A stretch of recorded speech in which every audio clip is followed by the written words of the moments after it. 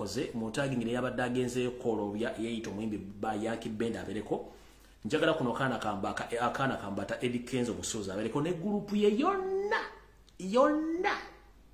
gwayagala information ekwatagana ku group ya Kenzo bani be bani biki bakola ne bisigadde lero ngena kuba omusumali gusimbe mu kofi ne kofi nejiziike mubere kuno njagala mu taggingire Pocha wa House of Pigs Ministries International ku Storyland wali mu Kinoni Makerere naye abereko kuno oyeyita pastor Bujingo zisimiti pastor mu taggingire kuno Pocha wa House of Pigs Ministries International wali kula ku Storyland Kinoni Makerere abereko kuno oyeyita Bujingo mweta akola ku video no bulungi nnyo njera mutangiri yo seriti bahabura utabasira mutano wakare chensire tamzide sanga bisibera nyini kabuyonje etambula consulate ku oli kuno ne mutabani wo muhozi kanjiri pama yabere ku video eno njera mutangiri bitongole bino wamanga okuli Internal Security Organization kitwita ISO okuli the Chieftains of Military Intelligence CMY okuli External Security Organization abere ku video eno njera mutangiri Omukulembeze wange Mulolo Bachagulanyi Center mukamanga wonna woli nkwetaaga wonna woli akulira anye yonna obuli mu diaspora obuli ludawa nkwetaga katambi kano nakanyomero ko kenjagala okuwa weberere mu budde bukyali njagala montagingire andi omulala njagala montagingire mwena abana bakyali kunchuka abali ku ground namwe mbetaaga na information jejala bawa kale tugende maaso butyo nga nabugisimu fungizo okusokera ddala njagala okutwala kusasira kwange eri comrade munaffe omukyala Nakitende Latifa abanji gumanyinga Queen mwanyina fono Nakitende Latifa Queen bambi yafunye obuzibu abasajja bamukutte ne bamubala mizibu nnyo byabadde ava mu bitundu bye mubende okubanga agenze okutambuza poster za president mu bitundu bye kusigala nga bakyali kumulamwa okukyusa abantu so mwanyina fono yono Nakitende Sharifa abanji gumanyinga Queen bambi yakubiddwa mu binnyo era ali mu ddwaliro so nze sasobodde mu posting olw'ensonga nti Facebook zange ziri delicate nnyo Facebook account zange ziri delicate nnyo oterako ekifaananyi Facebook eyinza okukola kyotayagala kutegeera so mwanyina fooyo ye Nakitende Sharifa yo yabasinga obwonyi muyita Queen nenga amanya gamatufu Nakitende Sharifa bambi yakubiddwa abasirikale abatamanya ngamba byadde ng'akyali mu bitundu bye mubende ng'agezaako okugaba kalenda za president Omulondo Bachagulanyi Center mo alwefe byesagala kulaga kubanga Facebook mugimanyi ne Facebook mugimanyi nenga bambi mwanyina fono yakubiddwa emigomezibu nnyo ali mu mbeera sinongi nnyo katusebale kubanga bamutusizaako gobulira busemanyi kubanga bana basajja mu kulisa amaanyi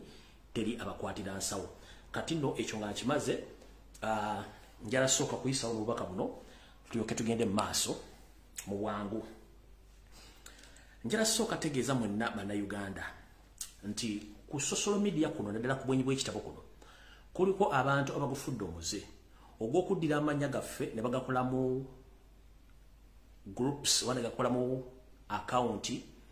ne batandika okugenda mu inbox z'abantu mu messenger ng'abakyati ng'abajjako ensimbi n'okubafera nkiddamu Chemical Ali oba Lumbuye Fred Gomanyi si chattinga muntu yenna ku messenger okujjako ng'omuntu yankyatinze n'ambuuzaako ne muddamu naye nze si chattinga muntu yenna ku messenger era sirina messenger group yonna waliwo messenger group gye bataddewo ndoza admin yeyita general chat bagiyita general chat efaanako bweti yagitumye general chat naye nze sirina chat yonna eri mu kikula kino bwekiti eriko erinnya general chat ate kosa ebifaananyi byange nakosa ne video zemba ntaddeyo nakola groups njala bategeeza nateekayo ne video zange nga azikopinze nachattinga n'abantu bannayite babafera nze si chattinga muntu mu messenger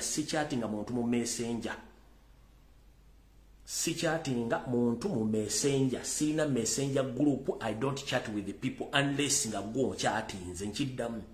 I don't chat with the people using messenger unless someone sent my message, then I reply. So omuntu yenna ali mu kuba chattinga mu group ya messenger nga aba chattinga anti yenze sinze tebafera abantu ba state abagala okunganya information bakwatako era abagala bajja mu sente ng'abafera tinze nchatinga nammwe no wano sinonyeza abantu mirimu sikola passport siri bloka mulimu gwa kujja kwogera bya bufuzi na kubabuusa gwe mulimu gwange so eno na chat yabalimu ene jero chat eyo sinze oyo mufere eyo group gobanga muoli nga bakufeza bakutadde mu dduka munga mangu obudde bukyali nze sikola ku Facebook sina ko group yiyo bajita jeno chat anga admin bamuyita jeno chat oyo sinze akozesa manya gange ne bifananyi byange ne video zemba akoze ku Lumbuye broadcasting service naziteeka kusonjara bategeza mwenna tebakufera ne bakugamba nti nze nchatinga nawe no si chatinga abantu unless omuntu ya chatinze ne modam ekyo mukitegedde bulungi ate nanze sigana kudda muntu oli wabanga approving anti Lumbuye anti messenger yakozesa mugamba kubire video call to prove nti yenze mugamba kubire video call bwabata kubide video call duke ekibangu oyo mubbi kubanga nzuli wanemera konti mukubire video call ngansabye inji mukubira kubanga sekweka sina nsonga lwaki nekweka ekyo nga kimaze ekirala waliwo omufiro omulala ali mu account ya creatinga eya Honorable Nkunyinji Muwada mwenna yanategeza public nti Honorable Nkunyinji Muwada account ye oba page ye eri official teriko kigambo Honorable eriko Nkunyinji Muwada mwenna omuntu abagante bafuna scholarship agaba visa anonye emirimu simanya akolaki oyo mufere si Honorable Nkunyinji Muwada Honorable Nkunyinji Muwada account ye esokezwako Nkunyinji so si Honorable oyo omusajja gomuchatinga naye oyo mufere yo si Honorable Nkunyinji Muwada mukitegedde bulungi oyo si Nkunyinji Muwada chati ya Nkunyinji Muwada bino byonna byakoze one mufere yakola account manya ga Nkunyinji Muwada agaba scholarship anonye emirimu afuna visa aina ne namba y'essimu yo Honorable Nkunyinji Muwada talinaako namba ya simu gya wabantu ate ne account esokezaako erinnya Nkunyinji Muwada tekuliko kigambo Honorable nkiddamu tekuliko kigambo Honorable mugende mukebera account eriko Nkunyinji Muwada so si Honorable ono Honorable mufere era feza abantu bangi nnyo nti agaba emirimu anonya visa semanya atwala abana ebulaya iyo oyo yenyiri mufere si Nkunyinji Muwada mukitegedde bulungi nnyo oyo si Nkunyinji Muwada oyo mufere eyakozesa erinnya lya Nkunyinji Muwada n'ateekako Honorable so mbategeeza mwena tebabafera Nkunyinji Muwada talina account ngeriko Honorable eye eriko Nkunyinji Muwada era kubirako bya bufuzi na video z'abakoze tanonya mirimu tagaba mirimu tatwagaba scholarship tanonyeza abantu visa talina gwatwala bulaya omuntu enajja mu inbox yo ngati akola visa atwala ebuntu bulaya oyo mufere oyo si Nkunyinji Muwada nga bwe kiri so ndeza mutegedde bulungi nnyo kale ndowozaawo njagala tuveewo tugende ku information endala yandeese ekya chat mu kitegedde kya messenger awo siriwo nakyo nkibagambye sagala bafere njagala tugende ku information eyandeese bulungi nnyo tulioke tutegeere biki ebigenda maaso mu ggwanga alright kansulenti bena batumye batuuse bulungi nnyo kati tugenda ku kalowoozo ka leero njagala mukawulirize bulungi nnyo abooluganda bakuba n'ab'emikwano njagala akalowoozo kano ngenda kukoogera mu ddoboozi epoomu ery'eggoowo nga si kawufu bulungi nnyo kuba kagenda kukwatako buli muntu yenna mbasaabuse mukate ku social media platform zonna ez'enjawulo oba mu WhatsApp groups oba ku Twitter oba ku Facebook oba ku TikTok mukateeke kuba kakwata kuli muntu yenna akalowoozo ka leero katambula katya nze nno ng'omuntu ku nsi kuno ndabye bintu bingi okutuuka wano wendi mu kalowoozo ka leero njala kutegeeza nti ensonga gye tuyitamu erimu obuwonvu n'obugga erimu ebizibu bingi nnyo n'ebiseera ebisingirizi bino tubisinkana ffe ng'abantu n'onoonya omuntu agenda okikuyamba naye ng'ekintu kino yakyejja mu bwomu osobola otya okujja mu kintu kino osobola otya okwejja mu kintu ebwomu ng'ofunye ekizibu njala bategeeza ekigambo kimu nti mu nsi tusanze ebizibu bingi nnyo era tusanze ababuzaabuza bangi naye ensi nga bwetambula gwe si bweno ensi nga bwetambula si bweri ensi etambula bulala kati muganda ngenda kukusaba ku bizibu by'oyisemu okuva lwazaalibwa n'okutuuka olwaleero n'ebiyinza okukwolekera ngenda kuwagaabuwa nga nenda bugisimufungize oyinza okuba oli wanzikiriza ng'oli mu katoliki oli mu protestanti oli mu lokole oli mu Seventh Day oli mu Orthodox oli mu lokole oba oli wa ddiini endala yonna leero mu kalowoozo ka leero ngenda kuwagaabuwa abagoberera Bibiliya njagala munjulire n'abasoma ebyafaayo nti Yesu Kristo omwana wa Katonda omu ye bwe yagendanga okusinkana kitaawe ayogereko naye yagendanga bwomu okufuna ebiddibwamu n'ebyogerebwa kwe tuyita okusaba. Ngenda kusaba kobenga osoma ddiini ki kobenga osinziza luddawa waliwo kye mutannabuuka kankibagambe kino kiva mu kamwa kange era ku mutima gwange kubanga nze ndiwo babuusa. Ensi ejjudde ebizibu bingi eri abantu bangi buli omu asaba kyayagala okusaba. Abagenda mu makanisa musaba mubeera bangi nnyo ne buli omu asaba mu lulimi lwe buli omu asaba ebintu bingi nnyo. So ebintu ebiseera bisinga biyinza obutatuuka gye birina kulagulwa ensonga nti aboogera amaloboozi gaba mangi buli omu ayogera kyayagala ne Katonda afuna okubuzibwabuzibwa. Naye omuntu nga weetongodde ssekinnoomu oli mu yafeesi yo temuli mu muntu, oli mu kisenge kyo temuli muntu, oli ku mulimu gwo tewali muntu, oba oli ku lubalama lw'ennyanja tewali muntu, oba ogenzeeko mu kibira tewali muntu, nga tewali kintu kyonna kikuteganya kikola ddoboozi lyonna lya njawulo. Nkusaba otwala obudde otuuleko omuntu ng'otuuleko wekka oyogereko ne Mukama Katonda wo otya. Ne bw'obanga otudde wekka nga tolina muntu akuteteganya fuba okulaba nga wootudde wessa mu kye tuyita obuvunaanyizibwa n'omwoyo. Abantu abasinga obungi mugenda ne musaba ne muga Katonda tampulidde naye Katonda tejja kuwulira nga you are pretending obanga ogezaako okwefula kyotali. Mwenna abamanyi abayimbi abamanyi emizannyo omuntu bwe bagenda okuzannya scripture gye bamuwadde oba karakita bakugamba yingira mu karakita eyo. Abazanyi ba firimu n'omusajja n'azanya ekintu ng'alinganga nti ekintu kiriwo naye nga akiyingidde mu buyinza tuyita okuzanya karakita n'oyingira mu karakita. Ne bwe tuyita abayimbi origino omuyimbi origino bw'ayingira okuyimba kuli okumutuulamu ng'omwoyo ye kennyini abayimbira bwe bayimbire ne mukaaba oba naye n'abeera emotion n'akaaba nga mula kyayimba kiva ku mwoyo ekyo tuyita okuyingira mu mubiri gwo n'oyingira omubiri ne gukuyingira. Kati ngenda kusaba buli muntu asaba gezaako okulaba ng'osaba ng'oli mu kifo ekiwummudde obulungi nga naawe owummudde n'ebirowoozo ng'oliwo omuntu wago oyingire mu mwoyo gwo osabe Mukama Katonda wo ajja kuwulira. Teweetaaga kubeera mu kereziya, teweetaaga kubeera mu muzikiti, teweetaaga kubeera wantu wali bireekaana nga Yesu bwe yagenda ku mayinja n'asaba kitaawe ng'ali bwomu ng'abayigiriza abalese mabega. Nkusaba taata maama funa olunaku ng'oli mu kisenge ekyo nga tewali wadde akanyenyenkula akakaaba, tewali wadde omwana akaaba, oba oli ku lubalama lwa nnyanja oba oli mu kibira ogenda osinze ku Mukama Katonda wo omusabe omwebaze. Bino lwaki mbyogedde olwaleero ntunuulidde abagagga baafiiridde mu kalubbira akatono abagenza okunoonya kiri ekyombo ekyagano kya Titanic nga wallaahi baalese ensimbi empya n'enkadde nenga ne gye baafiiridde weewuunye ki ekyabatutteyo nenga ate gye baafiiridde eri ebitonde Katonda bye yatonda nga bibeerayo. Kati gwe teweewuunya weewuunya amaanyi ga Katonda. Twala obudde ng'oli bw'omwo oyingire mu mwoyo oyogereko ne Mukama Katonda wo. Mukama agenda kuwuliriza buli kyosaba agenda kiwuliriza okusinga n'ogenda mu lwebeeya lw'abantu buli omu ayogera kiki eyanobye eyasse eyabbye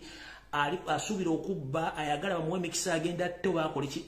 essala tegenda kuwulizibwa bulungi nnyo. Naye the moment obeera bw'omu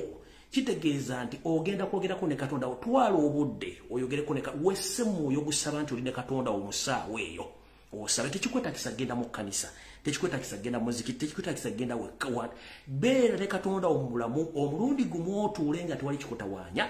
Wesse mu mwoyo wesse mu mwoyo kye tuyita nti omuntu azanye ayingidde mu karakita gye bamuwadde. Wesse mu mwoyo okkirize nti kati ngenze kusaba Mukama Katonda si byakuva eri osanze kanisa ejjudde nabo baleekaana naawe otandika okuleekaana bakuba engoma naawe okuba engoma babuuka naawe obuuke bagudde naawe nedda. Buli muntu alina erinnya lye, buli muntu Katonda yamutonda lwe, ate buli muntu alina enzikiriza alina ensaba ye. Ate Katonda awulira omuntu nga ono ali mu mutima ekituufu agenda kisaba. Naye abantu abasinga obungi bajja mu kereziya mu kkanisa omuzikiti nga bazze lwa kinyumu tebazze kusaba. Kati kye tuyita congestion oba okusiribaga kw'ebirowoozo n'amasala gonna agabeera mu kkanisa kuba abantu babeera bangi kyenjagala mutandika okwewala. Funa obudde ng'oli bw'omu osabeko Mukama Katonda wo ng'oyingidde mu mwoyo oyasaba ne Katonda. Ng'oyingidde mu mwoyo osaba ne Katonda so si kugenda mu kimulwe by'abantu ono baamubye. Jjukira Katonda alina ebizibu bingi nnyo. Esawa zino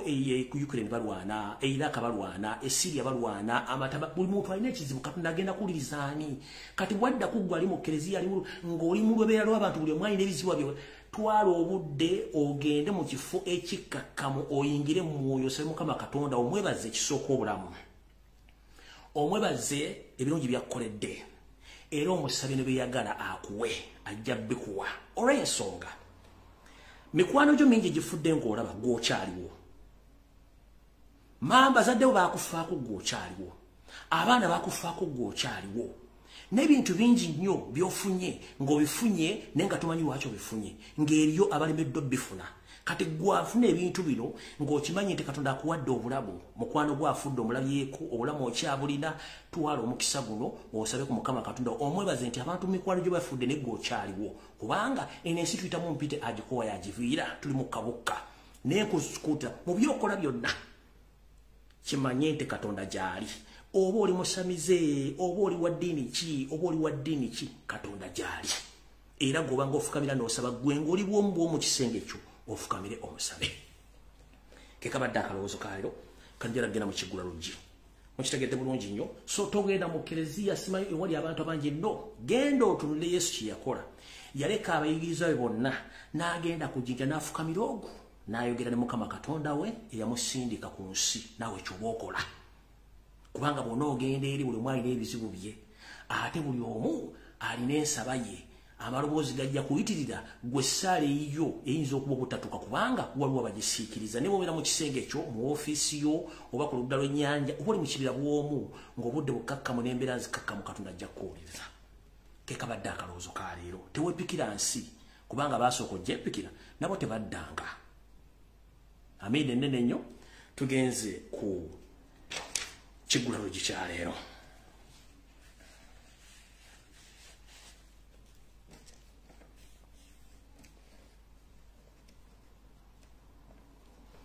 Ku Kigula LUJJI kya leero nno kigenda kubeera kya njawulo ate nga kigenda kuba kiringa okulabula bannayuganda wonna we muli. Mumpulirize bulungi nnyo era nakyo njala mukisera mu kiteeko social media platform ez'enjawulo. Ekigula LUJJI kya leero embeera nga bweri tulina ogyetegereza bulungi nnyo n'amaaso amongi. Ng'evudde mu lugero lugamba nti embuulirire tefa yonna. Lwaki embuulirire tefa yonna? Nti bw'omanyaako ku bintu ebimu bwiba bigenda otutuukawo osobola okubyetangira bitya. Munnange maze ebbanga ddene nnyo kuno ku social media naddala n'okumwenyi bw'ekitabo weppona eri ku YouTube ne ku mikutu emirala gye bansaasaanya nga mpisa obubaka obulabula bwa Bannayuganda abo abaali bakyagawumbidde nga bakyalimu okubuusabuusa ku nkola ya Yoseriti bahabulwa lutabasira omutani wa Kalekezi nsi yaleta muzizidde ensanga bisibe engeri gyakolamu emirimu gye egy'okugyawo abo bonna baasuubira nti tebamwagala. Museveni abadde n'enkola nnyingi okutuusa lwe najja ne mbagamba nti waliwo enkola gye mbadde temusuubira nti weeri y'enkola ey'akatwa. Bantu bangi baava ne basooka ne bagiwakanya baga nti ebyo si bituufu Lumbuye alimba biki. Naye olw'okuba nti ensi gye tulimu bukyanga abantu batandika okufa mu nfa ey'ekikutuko n'alipoota zennyini ezikwata ku nfa yaabwe ziganya okufuluma ekijjuliriza nti bye mbadde njogera ebbanga lyonna bituufu. Lwadeetera oluusa looya omukukutivu ow'ensi yonna era nga yawolereza pulezidenti waffe omulonde omukulu Robert Amsterdam n'avaayo n'ateekayo ebbaluwa ku mutimbagano ng'abalaga butya Yoseri n'akabinja kwe bateeseteese okuba nti baagala kujjawo Robert Kyagulanyi Ssentamu nga bakozesa akatwa akaatabikibwa mu musaayi gwe nga kano bakakuwa ne bw'obanga oyogera ne Katonda wo wallahi tosobola kumusinkana okuggyako ng'ogenda kaganga. Ebintu bino nze mbyogera nga mbita bya muniino ng'abantu bangi nnyo nejjala bali mu kibiina kya National Platform babiyisaamu amaaso. Naye oli Robert Amsterdam ali ne gyali simanyi ne gyazalibwa simanyiyo. Yazze n'abategeeza ekitufu bwe kiri kati ndowooza buli omu onoofuna ku mpeke y'amagezi embeera n'otegeera nti ensi gye tulimu si nnungi. Ekyaddala obutwa busse bannabyabufuzi bangi mu Uganda nga tewali kiddibwamu. Obutwa busse abannaddiini mu Uganda ng'ekiddibwamu tekiriiwo. Obutwa busse abakyala n'abaami abakola abannabizinensi oba baddukanya ebyenfuna mu ggwanga tewali abo adda mu kibuuzo. obuto busse bannaffe abakulembeze ab'ennono nga n'ebibuuzo teri abiddamu ate buviiridde ddala mabega onazza asoma busomi okutuukiriza ebyo kati wetwogerera essaawa zino abantu bangi bali mu kufa bali mu malwaliro ku kansa ali ku sipiidi eyayiririre naye ng'oyo si kansa nga bakyogera abantu abasinga obungi babawakanya okawulire mu byokulya mu byokunywa mu byokwambala mu bizigo na buli kimu negye babatudde eyo nabawakanya okawulire ne batandika okukonziba abantu batandika okufa mu ngeri y'ekyonoonero enfa y'ekikutuko gye tuyita cardiac arrest yafuuka abaana baliwo mu Uganda n'enfa eya results zebakuwa nti ono yafudde blood clot nayo yafuuka luyimba mu Uganda kumbe buno obutwa omwe bwatasobola bulaba okujjako nga amaze kutukako mu famino lyokotegeera nti akwatwaje kali kanjera bategeeza nga sinagenda wansi eno Mr. President wonna woolero Bakyagulanyi Ssentamu njera kutegeeza wasanya Kaloli Charles Peter Mayiga ebbanga lyabera mu America balina enteekateeka namutaayika n'omukulu amyuka ekitongole n'omukulu amyuka director wa ISO omukulu Emmanuel Emme Katabaazi nakati akyali mu America. Mr. President akatoyinza obutakasanga Uganda wabula bakakuteekeddeekedde mu diaspora nga baagala kufuna omuntu yenna go trustinga nga yagenda obakolera omulimu guno nkiddamu Mr. President Robert Kyagulanyi Ssentamu akato Uganda kayinza okuba togenda kasangayo nezino trip zogenda ogenda mu guno omwaka mu diaspora wewali ewagenda okuva akanyamberege bagenda kuyita muntu gwe weesiga nga naye ali mu diaspora ng'omweyabiza era ng'akimanyita omutya gwe bagenda okuyitamu ate ngera kigenda kuva mu kibiina kyennyini ekya National Platform kigenda okuyita naddala abantu bali mu diaspora ngenda kukusaba nga weebereramu tosuula gaadi zireke waggulu ekyaleeta Emi Katabaazi nono kawenke n'abantu abadde mu America mission yiyo yonna amaaso gali ku ggwe kino nkivundikira nkijja luddawa baganda affe bonna abali mu ggwanga erya United Arab Emirates oba mu nsi ezegattiramu mu United Arab Emirates nammwe njala bategeeza nti essaawa zino wetwogerera ebitongole omuli ESO that is External Security Organization Chieftains of Military Intelligence CMY ne ISO Internal Security Organization wepone SFC under Muhoozi Surveillance and Control njala bategeeza nti already Muhoozi alina office gye yateeka mu ggwanga lya Dubai ngera office eno erimba operative abawera 30 batambula ku buli kitundu wabera bana Uganda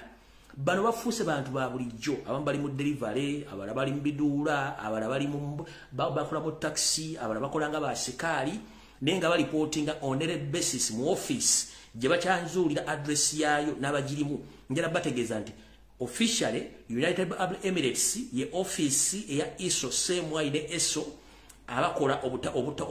obutasamukka okulanga buli muntu yenna w'enkyukakyuka ali mu Middle East bataddewo office nga ye central office nga eina kunoonya buli mwana yenna w'enkyukakyuka aliwo bamwe emimbiri bamwe kanyo kawulire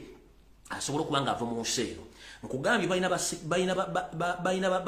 ba personalities 30 abaliwo established bakola emirimu gya bulijjo nga gyemukola gola muntu kujja kusinikirako binnyo ali friendly binnyo tava wo akubuuza ebibuuzo nkibagambye nti mu ggwanga lya United Arab Emirates oba mu Emirates zonna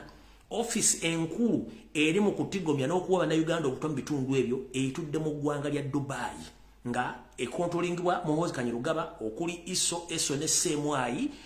mbabuulira nga nabigisimufungize baganda nga bali mu ggwanga eryo oba mu mawanga agatta mu UAE mwegendereze nnyo baba deployingiddeyo abantu 30 era nga mwebali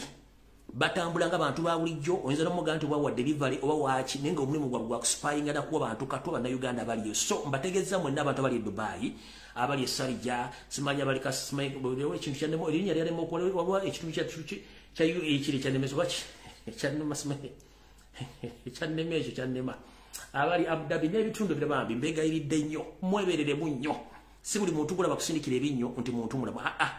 babatereddewo ofisi ya ESO nga yeekola mu Middle East wonna basobola okugenda Qatar basobola okugenda Yemen basobola okugenda wa nga batuuse especially nga omulimu gwabwe gwakujjawo muntu waabwe so mbategeezezza mubeere aweya akatwa kagenda tandika okubeera awo mu magwanga abo nga mu kusipanga so mu kigulalo challenge agaddo bategeeza nti mwebereremu n'omukulembeze wange wonna woli nkwegayiride muganda wange zino si filimu nti oba akola movie simanyi longo ttani eno si longo ttani en right ttani wegendereze nze nkitegeddeko era nkugambye nti omuntu gwe bagenda okuyitamu amanga the trusted people you trust in Nope mu diaspora naddala mu America yayinza okukola ekyajabu yensonga lwaki Emi Katabazi director wa ISO aludde mu America gwe mbuuza omulimu gwakolayo bali mu coordinating ne sente zitambula mikono so God ziteke waggulu nga bw'okimanyi kale no awo nvuddewo nfundikedde ekigula LUJJI kyalero video entuufu etandise njera motagingire Sekola Muhammad njera motagingire Eddie Kenzo n'akabinja ke konna tutandike video nga bwe yatuleese katusoke tuve wanna wano tuke tugende maaso mugenda kuwulira ebyajabu byafaayo tugenze maaso mwena mwategedde ekyagenze maaso mu kitundu ekyekasese naye ebintu bingi bigenda tuukawo kati muyinza okubanga muyinawo kye mwerabidde waliwo amawulire agafuluma wiiki bbiri emabega ku mpapula ezimu ze mutasobola kufuna nga gabategeeza nti waliwo ensi mu East Africa ezigenda okuwambibwa oba eziri mu mbeera egenda okwewamba oba ezigenda okuwambibwa tebaatuwadde ensi ezo naye amawulire gano yose yagafunye kwe kutandika okudiployinga abali mu Kampala Wakiso Ntebe mujja kunjulira ennamba y'abantu abasiba mu bibuga byammwe yeeyongedde ennamba y'abantu abasigala mu kibuga abasigala mu bibuga ebyo Mukono Kampala Wakiso yeeyongedde ennamba y'abeefuula bazzoliga yeeyongedde mu Kampala Ntebe Wakiso abo bonna basirikale oluvannyuma lwa Yoseri okuwulira nti waliwo ensi bbiri mu East Africa ezirayikire okuwambibwa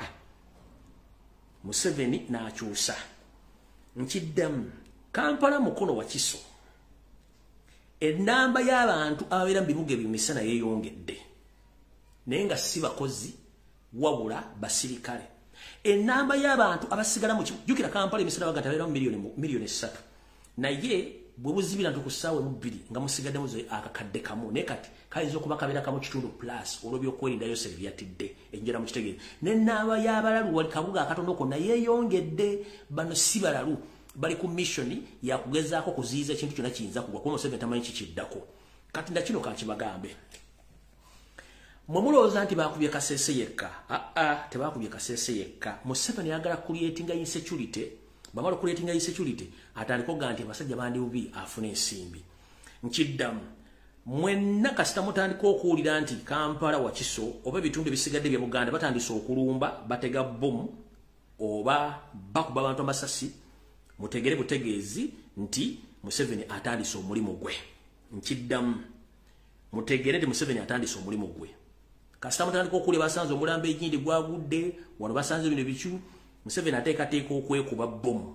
either Kampala Ntebe Wakiso oba okutandika okutta abantu forcefully ng'awoza nti Abayekera be bakirimu ekyo nakyo mukitegeere oluvannyuma lwe Kasese mugenda tandika okulaba video ku mutimbagano obukadde Museveni kenyini bwe yeerikodingira n'omukozi we mujjamiru mukulu obulaga abaana aba ADF engeri gye basalamu abaana engeri gye battamu n'engeri gye babaddemu n'okulaga ebifaananyi ebikadde nti balumbye enkambi za ADF ebyo byonna biri staged managed ADF teriiyo nkiddamu mugenda tandika okulaba ku propaganda wa NRM ng'ayita ku TV ku radio ku social media nga bastaginga abaana mbo basaza abantu bastaginga bu video bwa ADF babakubye naye ng'ate ekituufu kiri nti bano abantu bagenda okuleeta nti babasse be baana bammwe bonna badde mu safe houses ezeetolodde Mukono Wakiso Kampala babajjayo kiro ng'abasibye obundooya ne basibye amaaso ne batwala bakuba amasanga babazze byambalo by'amagye ne bagamba nti ADF kitalo nnyo Mukama atusaasire nkiddamu abaana bamwe bali mu safe house oba bali mu torture chambers babajjayo ekiro ne babatwala mu bibira ng'abasibye kantuntunu n'obundooya ne bakuba amasanga babazze uniform z'amagye ne babaga nti basiba ADF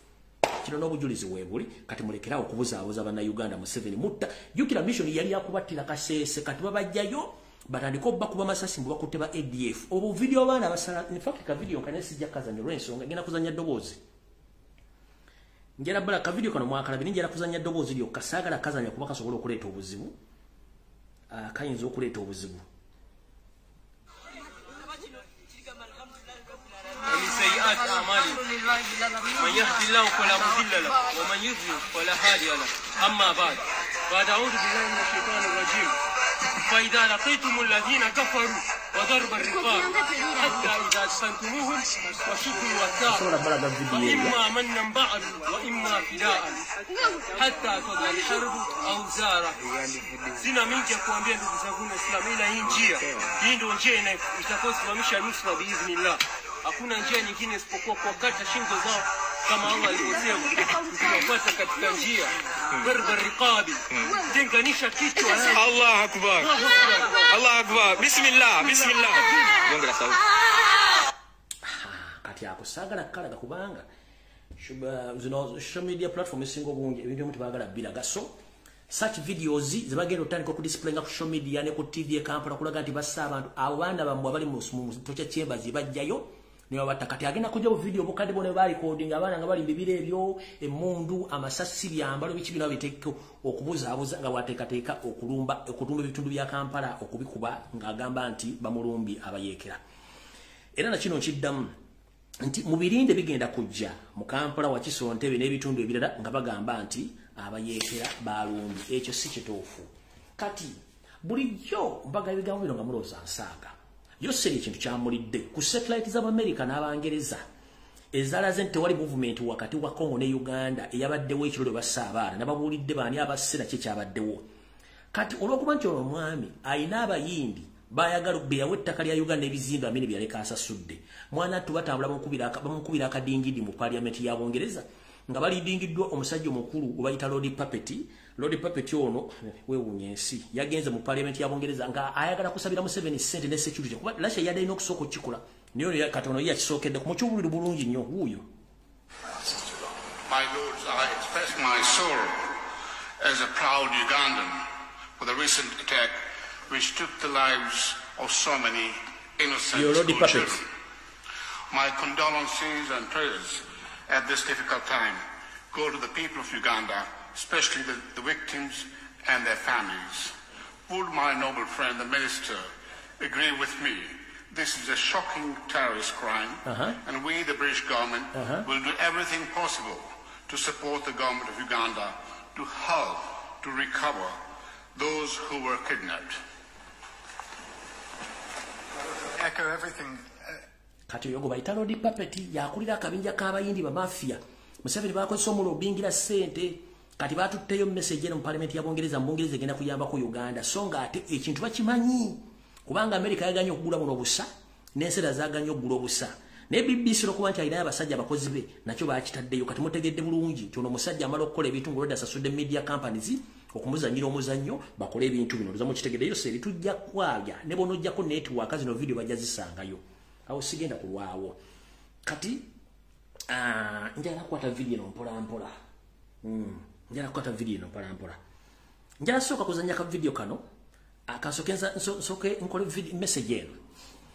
bulijjo mbagamba ano nti yose yasomba Abanyarwanda bayingize gwanga muloza musaaga naye na mawuli bana Uganda bakimanyi kituufu olunaku lwajjo KFM era ya Capital FM bagana ba Capital FM Baga immigration officer at Katuna overwhelmed by the number of Rwandese crossing into Uganda. Babo. Ndoza mbalaba. Bayiti basala okudda mu Uganda. Chechi basaza okudda mu Uganda. Chechi basaza okudda mu Uganda. Kati batambula kyere. Nengenda bazanyira akatambi kano ka Yoseri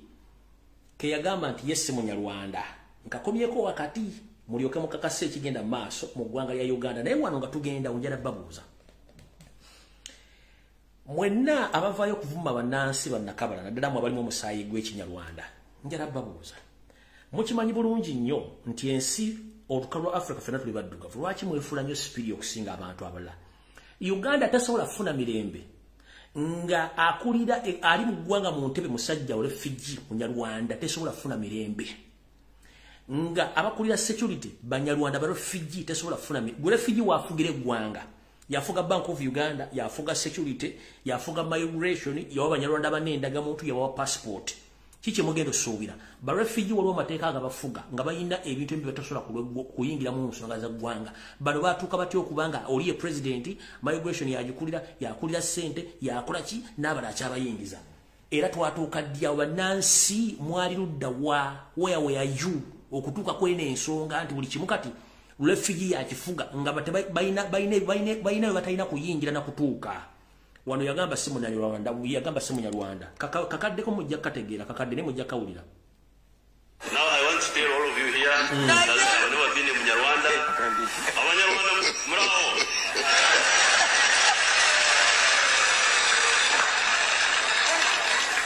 Murakomeye cyane. Finally, I would like to make 2 points. When Obote was in power, he used to make a lot of propaganda saying that I was in Munyarwanda, I came from here, I don't know what, I went to Uganda. Now I want to tell all of you here that I have never been in Munyarwanda. There's now no Munyarwanda. Tunuulira facial expression y'omugenzi Habyarimana bw'atunuulidde Museveni. Njagala nsokotune facial expression oli Museveni yekenyini gwe yettira otunde facial expression nga mutunulidde bwanagalera nabano n'omuyayi nga mutundira gala bono Omunyarwanda yebuzabuza busi Munyarwanda kankaze mu kalaye bulungi njagala mutunde face y'omugenzi Habyarimana mulyoke mutegeere nti bana abasajja kibali bakola bakimanyi nga bajjajja ffe basirise kanso kenkaze y'obulungi nnyo nkate njera kadda mukazanya hulira. Now I want to tell all of you here that I have never been in Munyarwanda. Abanyarwanda muraho.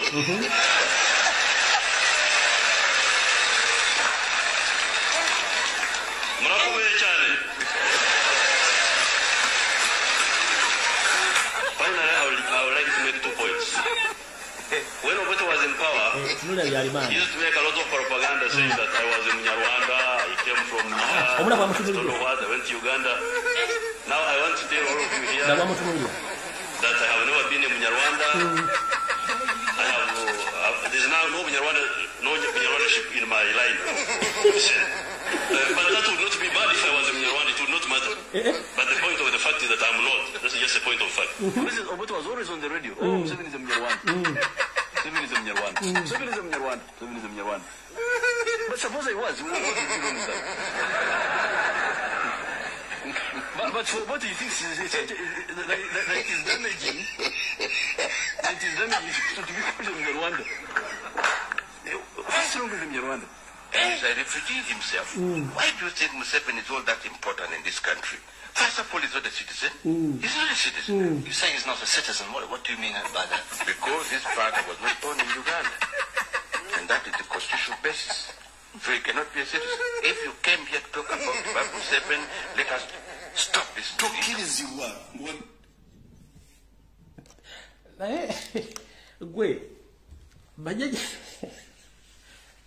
Bajajja ffe baali kuki nze mbuuza bajajja ne batata mwali kuki kamba lino kunywa ngenda kabaddiramu ne njagala mutunulire nnyo facial expression y'omugenzi Habyarimana ye Museveni kenyini gwe yettira nga amukubira ku kisaawe kya Kigali International Airport nyamukuba ekizuka natiramu ne president wa Burundi. Tugende mu maaso nabaga video ya bunkenke temujje gisobola njala kadda mulyoke mutegere bajajja ffe tebamanya.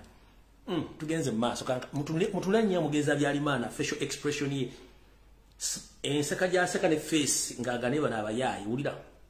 Now I want to tell all of you here that I have never been in Munyarwanda. Abanyarwanda muraho.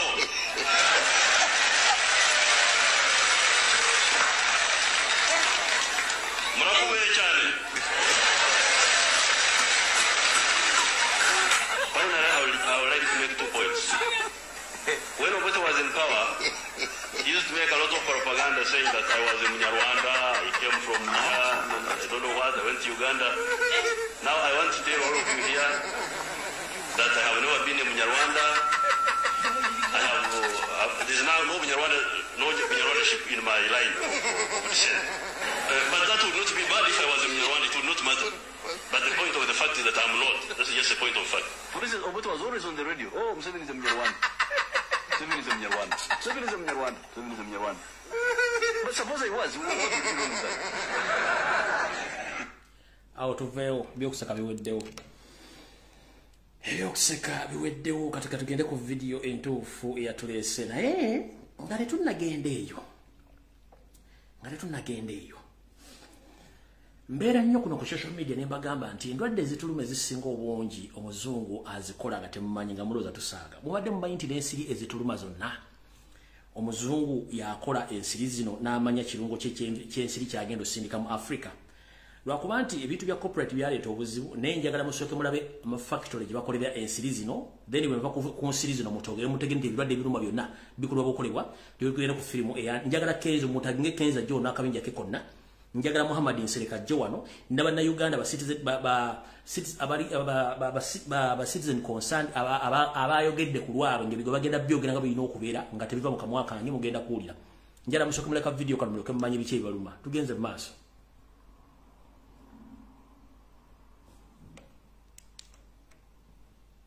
Sagala kate kamu ddoboozi kale kankate ddoboozi. We're doing it for a very serious reason. Cities like Medellin have suffered from diseases like dengue, Zika, chikungunya for decades, but not anymore. We've been able to bring the solution of Wolbachia mosquitoes to this city. When this bacteria called Wolbachia gets introduced into the mosquito, it stops their ability to transmit dengue. We release mosquitoes that have Wolbachia. Now they go and mate, and Wolbachia gets passed into the wild mosquito population. If we're going to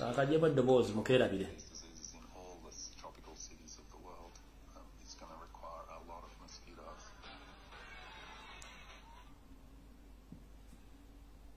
Zizo bakola nkole ne bazisindika mu tropical areas zonna across the world. Zizo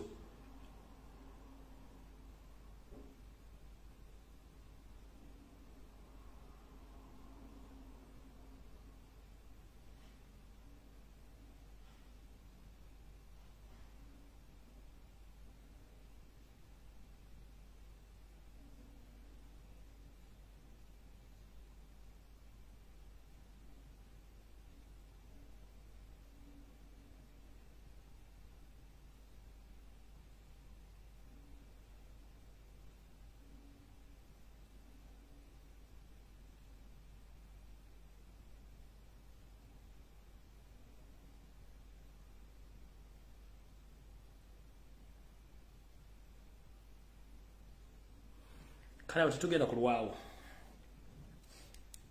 kati njagala mumpitire tugenze kati video entufu etandise kavudde kwanjula kati katandise. Pastor oba pocha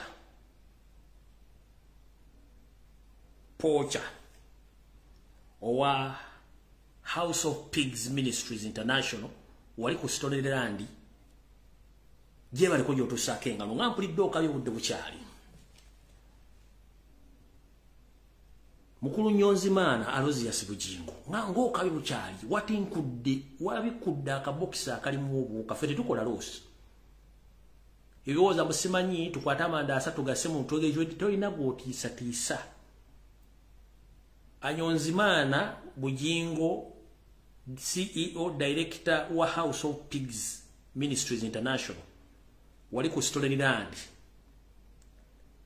kanoni oba kinoni Makerere wabikudde akabokisi kobuuka musajja mukulu beba kutumanga okumanyira toddanga mukumanyira abantu balina nnaku wali toyina kyoli otuuse woli otandika okulooza nti osobola okuboggolera mu bantu n'okwogera mu bantu. Tukimanyi bulijjo nti omuntu wabana amera amannyo atandika okwagala okwogera ebigo byatategeera naye naggwe omukobbo omusajja omukulu wasula obuvunaanyizibwa bw'okulabirira mukazi wo n'abaana n'oleka n'omwana omulenzi ow'emyaka 2 n'ekitundu nga tomugudde wadde nappi wadde pampa n'omulekera tedibuji n'omulekera mukyala Naluswa amulabirire era n'omusuulawo wasula obuvunaanyizibwa okubeera nti oli musajja n'olekawo omwana n'olekawo n'omukazi naye olumbalulwa Kyagulanyi nti teyawadde amabugo tebagasala nga bwe nakugambye no ekyo kikyamu kati mukulu ku ssente z'okuŋŋaanyiza na buli kimu ky'ogaa nti olina weera ndi good beera n'embizizo nenjala kugamba tuyambe kirabika ebigo byoyogera zipu y'amannyo go yasumulukuka kubanga musajja mukulu walema n'okugula amannya abiri g'olina otuteekera mu kibuune waava amannyo naye oli ku muzindalo olumba omusajja atakukwata nako kwata sente ogende mu malwaliro akasobola okuzzaamu amannyo ng'obudde bukyali gw'omanyira ali ku level ndala nnyo bw'obanga obwongo bwo tozuka kugamba nti emyaka gy'olina n'essere z'ofunye oteekemu amannyo mu kamwa kitegeeza nti gwe w'amalibu toyina lukusa kwogera mu bantu kuba n'amannyo go tegawera. Mukulu Ayonzimana oba Niyonzimana CEO wa House of Pigs Ministries International ku Stony Land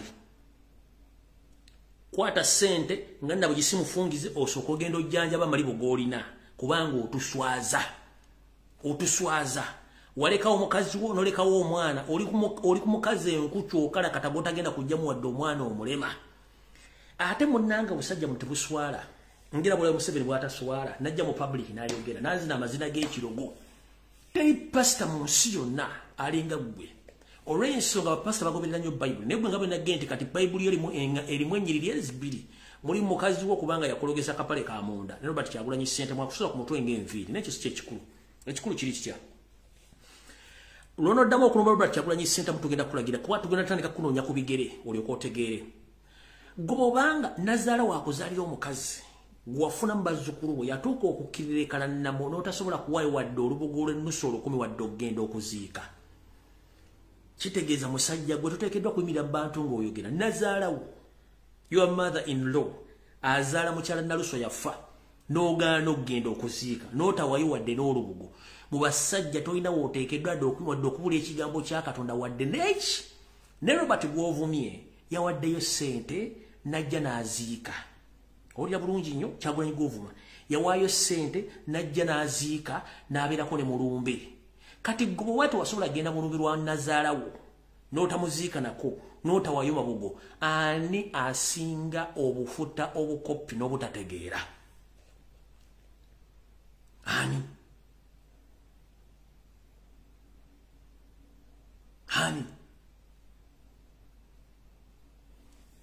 Bukulu bwe bakutumanga abantu abasiru mu Uganda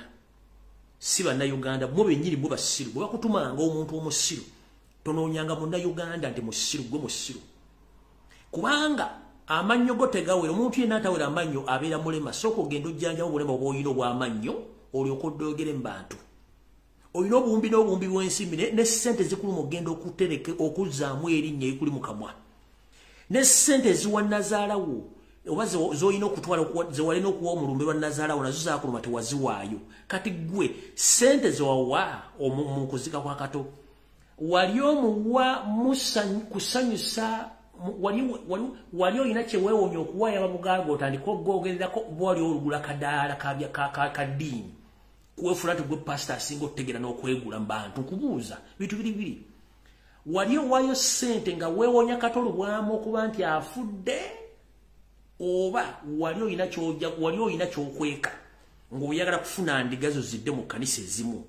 nti gwe pasita agaba ssente nga tosobola kugula linnyo tewaziika Nazaala n'omwana w'omulenzi gw'onoonya essalo gw'onoonya mwono malaayayo tosobola mufuna mu lubuto nga waleka omwana omulenzi nga myaka 2 n'ekitundu notasobola mulabirira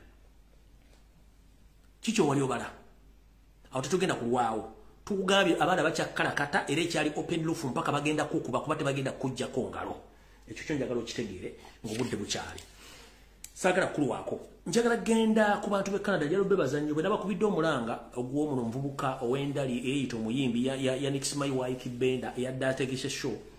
abadde mutagenda bageesereza muzitwale mu baana mu paaka oba muzirye mu nnyama mwebali nnyo mubalire njala tegeeza eggwanga lyonna nti omukulu omu ku baavumirwa Kyagulanyi Ssente Amooti Mufere wa Ikibenda naye show ye ey'omu ggwanga erya Canada bannayuganda bagisazizaamu until further notice kubanga baaganye okugendayo kati kitegeeza buli muntu yenna anaavangayo ng'oleeta akamanyiiro ffe tetulwanirira tulwanirira mbeera kukyuka ffena tugibeere mu bulungi bwe twogera ensonga ba president bwayogera ensonga aba ayogedde ensonga ku lwa bonna omusajja ali mu kulwanirira music industry ali mu kulwanira bannayuganda abalaga ekikyamu ekiro mumumanyiira kati mwagala bagambe ki bw'ovuddeyo mu iso Mufere yali akufezeeko gwe ekituufu ekiri mu gundi okimanyi ekibadde mu Federation ya Kenzo kimanyi tukimanyi Naye ku musajja ovuma kyokka bovuma abaagala okuddeka bali mu diaspora okutwalya music wo atawera obikugu.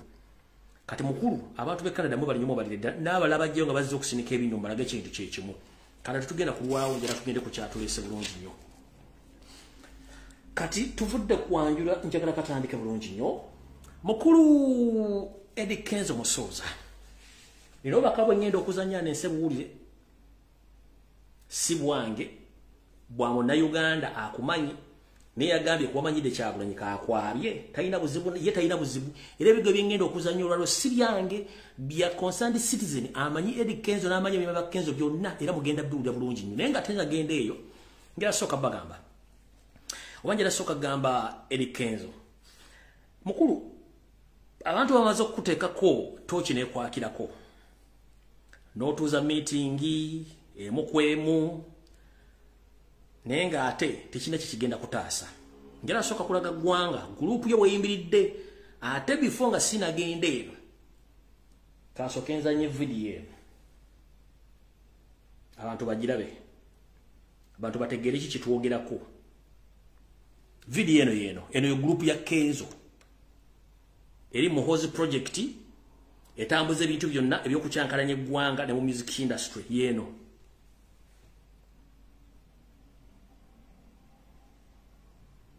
mugira bulungi nnyo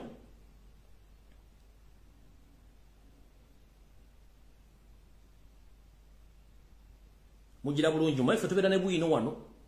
ezo zimu ku conference zaatuuza nga babulya kyekyokukola ne musanga mutimbagano gujjule bavuma Kyagulanyi zezo zimu ku bantu be zezo group ze muzira bulungi nnyo mubala bulungi nnyo saagala mugende tetwamutegedde tetwamulabye mubala bulungi nnyo kambadde njagala mubeere bulungi nnyo bano ze conference zaatuuza eziteekateeka federation isimayi kuvuma Kyagulanyi kutambuza mu hozi project bichi njala soka gizanya bulungi nnyo mudde mugirabe nnyo tuyoke tugende ku video yatulese kankabaddiremu wano kamu bulungi nnyo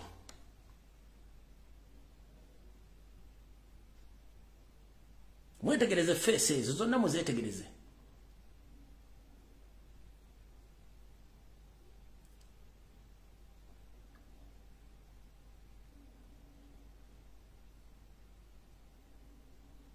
mubetegereze bonna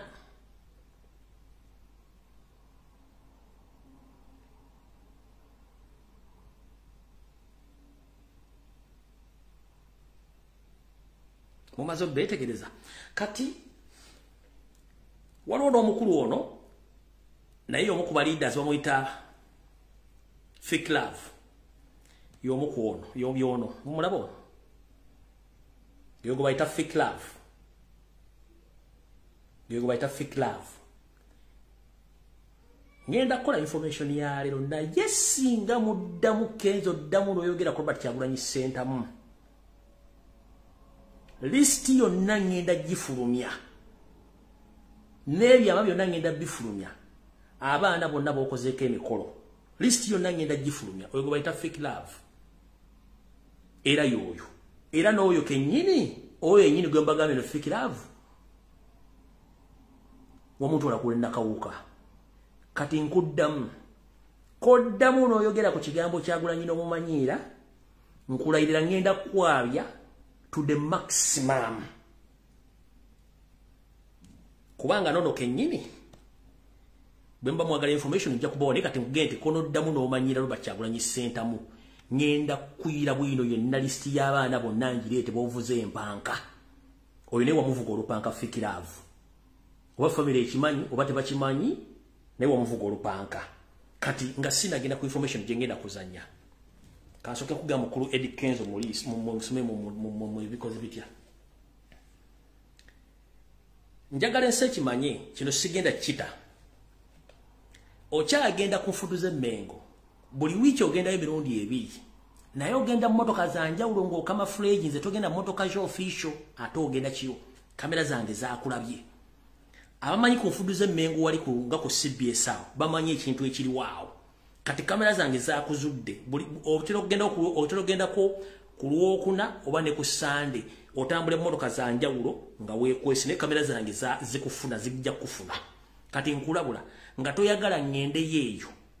weesonyo kigambo kya Kyagulanyi center mu ne list gye nnaafulumya singa noddamu mwasamira ngenda fulumya isi y'abantu bonna kuva ku Villa Park mu miziki gy'okubya gurupu zo baani bonna bozoyiseemu n'abakuyiseemu na buli kimu nja kifulumya no ku social media atozo bwento bwe nagamba gundi Father Deodorant n'agamba nti nalooza nsaaga nja gifulumya n'ebifaananyi ono Basazeko fikiraavu nina ebifaananyi bingi nnyo by'abaana Basazeko fikiraavu yekka nina ebifaananyi bingi nga bwento bwe nagamba Father Deodorant oba Brother Deodorant owa Simaka ne mugamba wegendereze nkuwadde time werowooza nja kukwaya naye kati nkuwaddeko sample y'ono fikiraavu yekka nkuwaddeko ya fikiraavu yekka nenja kujjeruka lense ejja kutya nenga tetunagendeyo nkulabula genda mpola ku Kyagulanyi genda mpola ku Pipopo agenda mpola ku Nuupu bw'oba okimanyi nti okyagenda ku nfudu ng'ogenda mu motoka za mirundi ebiri ez'enjawulo nga drone zange zaakulabye bwe naamanyi ku nfudu mmanyiiwo omukulu aliwo abeerawaawo ku nfudu nja kulaga footage mulage ensi nkulabula bwentyo bwe nagamba Brother Deodorant ne yeebuzabuza ng'afuka anaaba kati nza osigenda kulwako nagambe ngenda kwabya oba ngenda kwabya kuba nze sirina budde kati muwulize bulungi nnyo bino mwali tembimanyi njala mbiwulize bino ebigambo si byange era sibivunaanyizibwako bya Munnayuganda amanyi history n'ebyafa y'omukulu ono naye waddiramu okwogera ku kigambo Kyagulanyi n'amumanyiira we ngenda okuggirayo enjala bino ebigambo si byange eyabyogedde amanyi omukulu ono obuvuna obuddo biwulize bulungi nnyo ekija kakati omwana gwe bayita Eric Kyambadde omujjukira bulungi akaana kali kavubuka kato ka regime kali ku regime ya Ronnie Stamina in fact ne Ronnie Stamina yali mukulu koyo omwana batipu swizi soka weebuuzeemu ko lwaki abaana balekawo Kenzo byatandika nabo okusokera ddala Big Eye yamulekawo Ronnie Stamina yamuyamba okutunda olulimba lwa Stamina oyo wakasonso n'amulekawo Ronnie alekawo atya Kenzo ayagala okuyingiza Ronnie mu bintu by'okusiyaga Kenzo ayagala okuyingiza Ronnie mu bintu by'okusiyaga Ronnie agaana Ronnie yalina girlfriend ate ne family yaabwe balina eddiini Ronnie agaana Kenzo akijjamu obusungu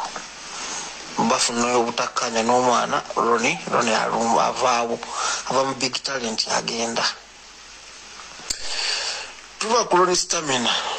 ogenda ku Ronnie Stamina waliwo omwana gwayita Eric Kyambadde oba okyamujjukira balinga muyita Eric Kyamu kayimba yawo akayimba kyaka Eric Kyamu kojjukira yawo tica ndowooza waliwo kana akayimba ke bayita yayimbanga ndi mubi nga Swazniga Terminator in fact wakaitoba Terminator akayimba ako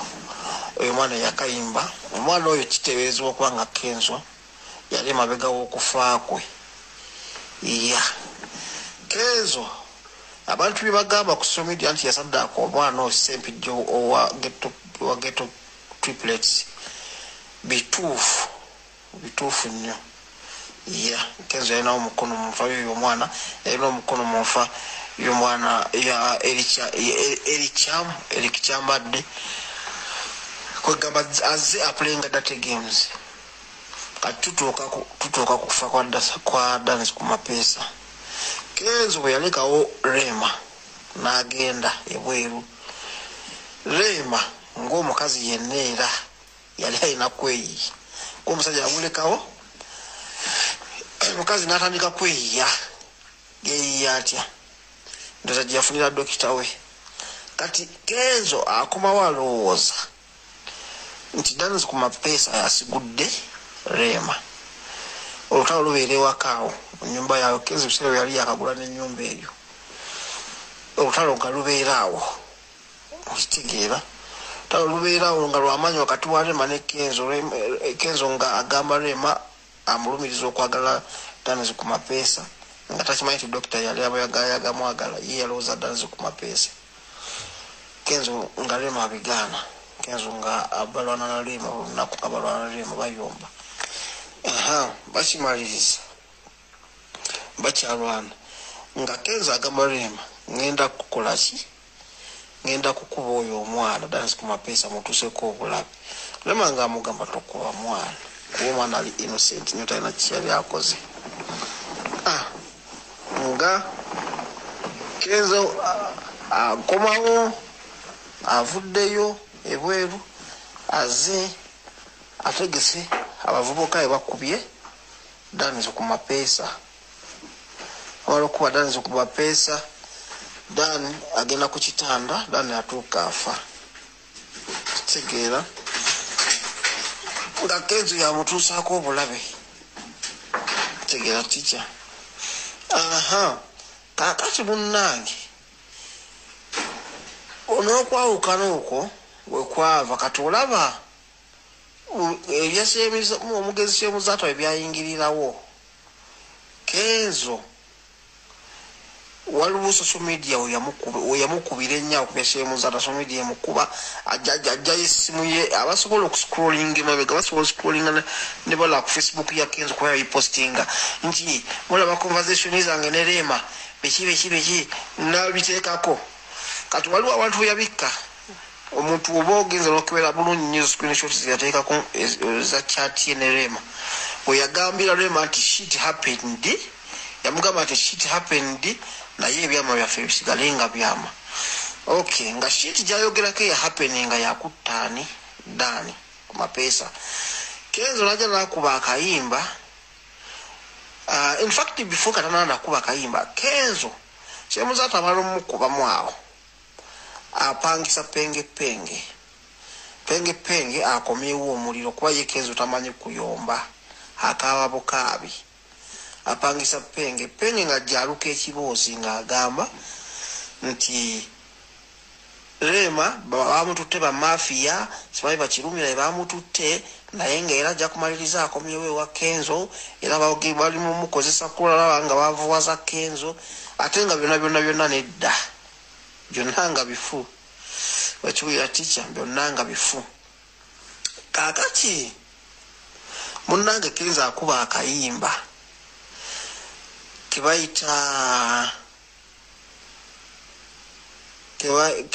kebayita bibaawo Kenzo afulumya bibaawo ng'agamba mulimu verse bwe yagambira nti ebyama byaffe bisigale nga byaffe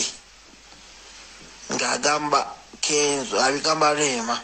era akakubidde Rema agamba nti ebyama byaffe bisigale nga byaffe ekitegeera ticha nga yalowooza ti Rema wanaba avudde ayinza okwabya ebyama nti yattadaniza ku mapeesa olwakuba ensonga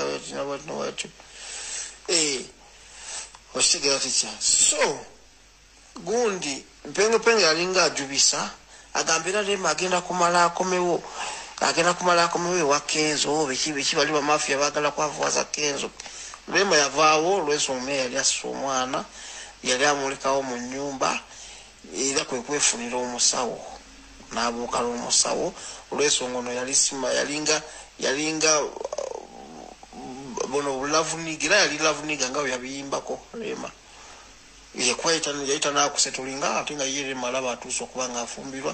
n'ebizibu Kenzo byatuusa byeyakola ye nga ye byeyakuliyetinga ng'omuntu yes akiraba ticha kati byebyo nno munnange Rema atuuka agenda oye Kenzo ng'alowooza Rema agenda kudda alowooza byakusaaga naye nga ebyokugenda byandibaddewo naye nga kiyali yeeraliikira ennyo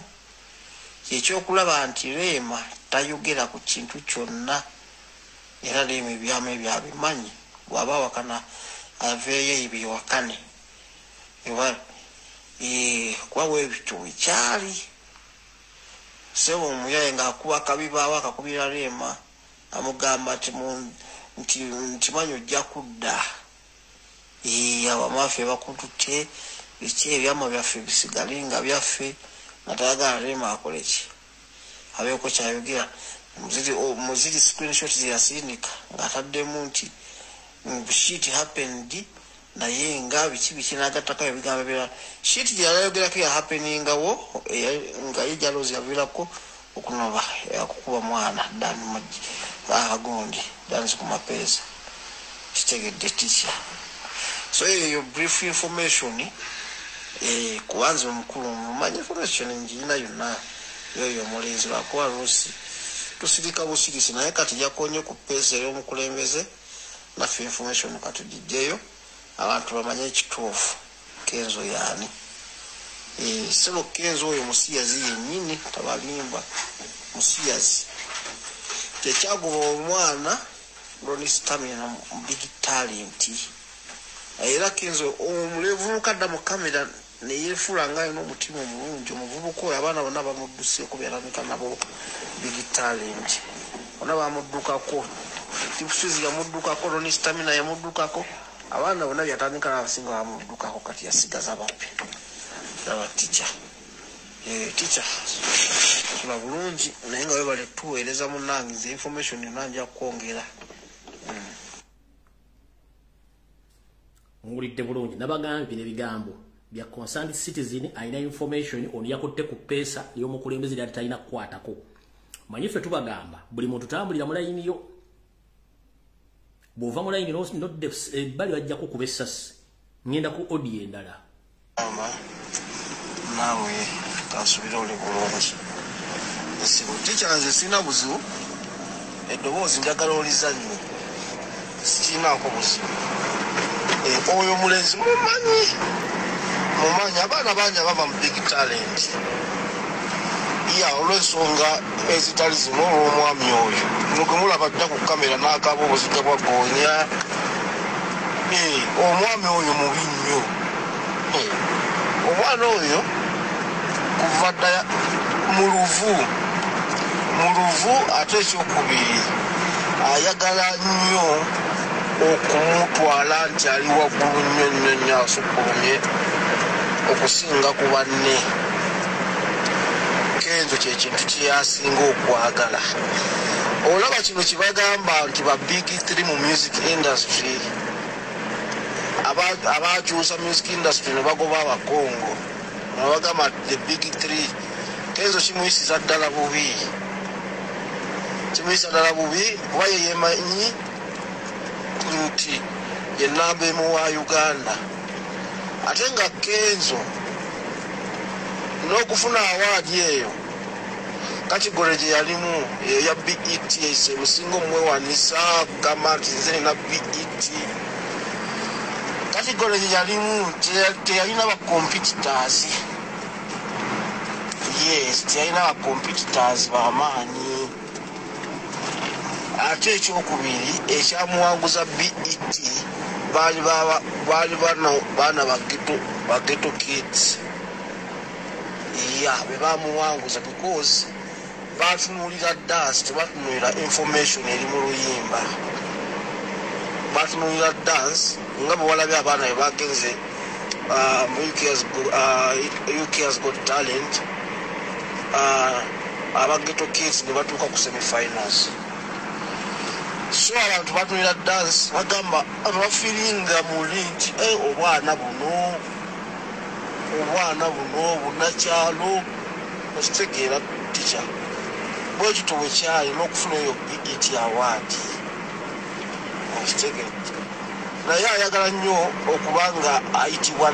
namba emu wa Uganda ate nga sinanga Kenzo si muyimbi Kenzo talina byayimba tica Kenzo azimuzinyi n'amazina gennyini bagamusomesa Ronnie Stamina so kati aleke kuddawo ate kufumba abantu kulimba abantu omwana oyo alina omutima omubi just abantu abatamumanyi nebasobola okugamba nti alina omutima omulungi naye Kenzo behind closed doors oyo si bona okukuba abaana abakuba abaana ba big talent abakubira ddala kati kansoke ntule nange ndowooza amawuli mugawulidde nange wendeetera ekibuuzo kyange maye bulijjo kindi mu mutwe ebyaddala nga tuzze wali tuzizza politics ebbali ne tudda ku katono mu music industry njala tukkiriziganye ffenna waliwo ekitagatta ku muvubuka ono ku bintu byaluubirira n'ebigendererwa bye nange nzize nkigobera n'enkigatta ate kasita ate nkudde president n'amumanyiira nange nengatta obuwaya nengatta buddotsi mu Uganda betuyita ba big free kwe kuli his excellency Robert Kyagulanyi Ssentamu kuliko Bebe Kulu kuliko ne Jose Mayanja abago tuta Jose Chameleon ne ku bana abasatu kuliko abasingako amazima gageetaagisa. Muganda waffe Jose Mayanja ye muyimbi mu Uganda alina ennyimba empitirivu nga zonna almost 80% zibadde hit. Uganda, Kenya, Tanzania, Rwanda, Burundi, Congo, South Sudan, Sudani y'amambuka, Ethiopia, Somalia, genda ne mu West Africa bamumanyi. Ayimba oluzungu, ayimba oluganda, ayimba oluswahili. Ayimba. Naye omusajja atamanyikiddwa dde mu East Africa n'abeera ng'ali more popular than the legends oba the legend Chameleone, waliwo big question mark. Ngono musajja Chameleone akubye East ne Central ne Southern Africa n'agiteeka wansi. Ono n'abanga ate waliwo ekitagatta. Ngera kye bayogedde mu voice note eri yawedde, kubanga tosobola kungamba nti omusajja ayimba olulimi oluganda asinga Chameleone ku international level mu East ne Central Africa, Southern Africa n'endala. No, waliwo ekitagatta. Kyembagambye kiri, naye nze awo sigenda genda onjagala gamba Kenzo. Eno ye video yange esembayo kwogerako. Naye nkulabula yerinnya Kyagulanyi mu kamwa. Nkuwadde option ibiri, either sirika kole bikwatako Kyagulanyi mwesonyiwe vuga muhozi project n'eribbale siyaga mugibeeremu. Yerinnya Kyagulanyi. Otherwise nja kukwabya olwalwe nkoma okwogera ku linnya lyo era lwe nkomye kusinza ku video ne gye nkoze siddamu kwogerako. Naye yerinnya Kyagulanyi mu kamwa n'okumumanyira kubanga si kirasi jo. Otherwise bwe mpulya nozemu muvuma okuva ku video gye nkoze olwaleero ngenda kujja list y'abaana bonna. Ne information gye nkugambye ku nfudde Mengo okyagenda nga weebuzaabuza otambula emmotoka zanjawulo ate ng'ogenda kiro. Nja gijjayo. Eno nkuwaddeko sample. Ne drone lazijja kuleeta ne information tujja giteeka ku social media. Nga bwe nalabula deodorant oba brother deodorant aliganyira oba leo dati aganyira nti nja kuyira olweje ku social media. Nawe nkulabula nga toyagala njuweroje ku social media ne kaliya y'okufa weesonyiwe Robert Kyagulanyi center, otherwise nzomanyi. Nzokuyiwako olweje wano sina kyenfiirwa kubanga byenjogera mazima ate weegali. Nebo otwala mu kooti njagajja yokwata nacho osobola kunkola kubanzi nja nebo ndagera mu kooti amazima weegali. So nkulabula weesonyiwe Kyagulanyi, weesonyiwe Nuupu, kola binyimba zo yimbe ebintu byo. Other bonoddamu n'omanyira Robert Kyagulanyi center mu national platform n'abakulembeza bagitwala. Ekinaddirira nze tonnenya nkubulya tonnenya. Owulidde gwe nkutadde. Kati eno voice note nayo ya citizen concerned si bigambo si byange. Era naye muntagingire Nsereko Muhammad ajje awulire ebigambo bye bino nga bamumanyi okumunsinza bagenda battotolera. Naye nange nabagamba nti omwami ono engeri gye yakolamu ebintu bye ku mugenzi Paul Katolwama yali anoonya political comeback ng'era alina ekyakweka. Ate wate coincidence ate munono Malimu Tole Mapengo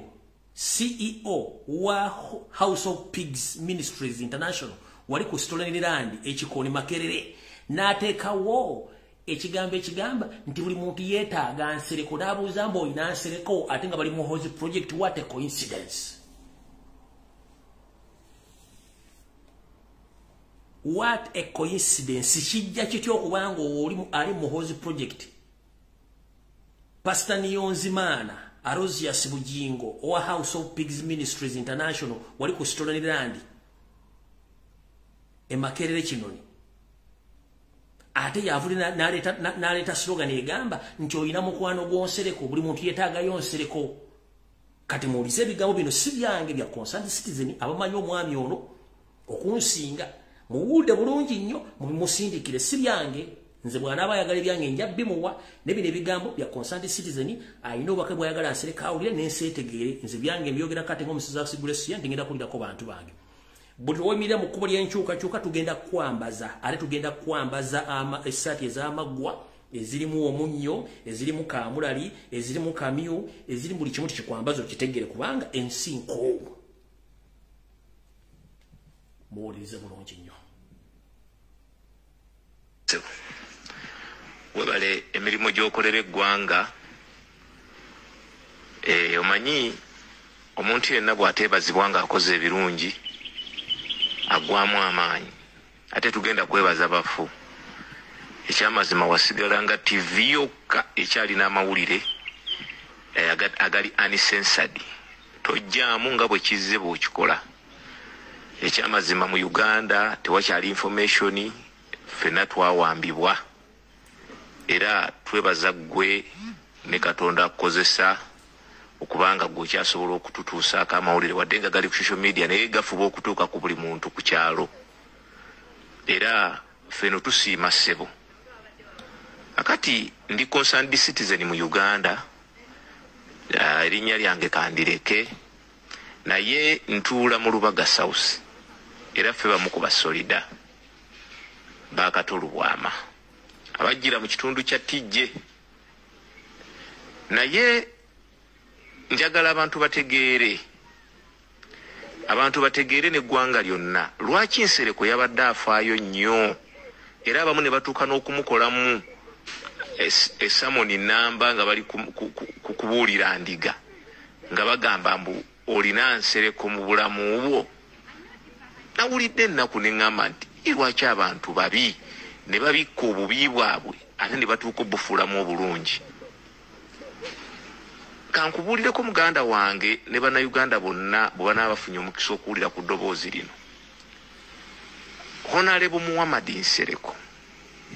lwaki yabadde afaayo kino kankijjeyo abantu bakitegeere. Omubaka wa Paalamenti ekisanja kiba kya myaka 5 afuna ssente zitakka omusaala gwe gwokka salary afuna ssente ziri wakati w'akawumbi kamu n'ekitundu ze $1,500,000 nga totaddeeko laawensi za komiti totaddeeko bino bya insurance ne ssente z'emmotoka ebyo byonna nga tobibala nga totaddeeko zino ssente zibawe bogendako ebweru biki bwe bityo tobibala. Naye Honorable Katolubwama ennyumba mwolaba gye balaga gye yafiiridde mu simbi ku muntu owa bulijjo naye ku muntu afuna ssente ezo ne insurance y'abantu 6 mu famire yo nga bajjanjaba balabirirwa bakolebwa buli kintu kyonna si gye yali badde afiiramu. Era Honorable Katolubwama afudde n'ennaku ye nnyingi nnyo naye ng'emuleeteddwa Honorable Muhammad Nsereko. Honorable Katolubwama yali akawangula obubaka bwa Paalamenti obwa Lubaga yali mulwadde era yasabanga abantu bannaye muleke ngende ndye era ne bamuwa yali siroganiye ffe nga tuli mu Tijje. Omukulu oyo bamuwa akalulu yakwatagana nnyo Nsereko yamwambalira mangu nnyo n'amufuna naye bwe yamufuna yamufera yamuguza TV bakiyita Believe TV bakiyitanga Believe TV TV ekyo yakimuguza $8,000,000 plus kati bala olwamaze okuwagulako kumpi ekitundu n'okusoba ku ssente ze yali badde afuna. TV ekyo kyaliko emisolo gya URA mingi nnyo ate ssente ezo yazeewola kuba manerenda kubanga ssente ezo yazifuna omulundi gumu ate nga omusaala gwali tegunnatuuka n'olwekyo bagenda ku manerenda ne beewola ssente ezo nga gundi oyo Nsereko ali ne Katolubwama. Era Nsereko jjukira yashifutinga yali ayina gye yali abeera ng'ennyumba bamubanja n'agenda n'agula ennyumba ebugoloobi kati gy'abeera ebiseera ebyo. Era Believe TV eyo olw'okuba yaliko emisolo mingi Nsereko era yayongera n'afeera Katolubwama n'amuggyako akasente n'endala zonna ne bagikyusa ne bagifuula B24 era emisolo ne gigaana era TV eyo tekyali kumpewo. TV eyo yavaako kubanga emisolo gyayitirira ate nga ne TV kyali tekitunda. Naye olw'okuba nti yali Nsereko abikkirira yasalawo abeere close ku Katolubwama nga tamukkiriza kwebuuza tamukkiriza kwekyusa.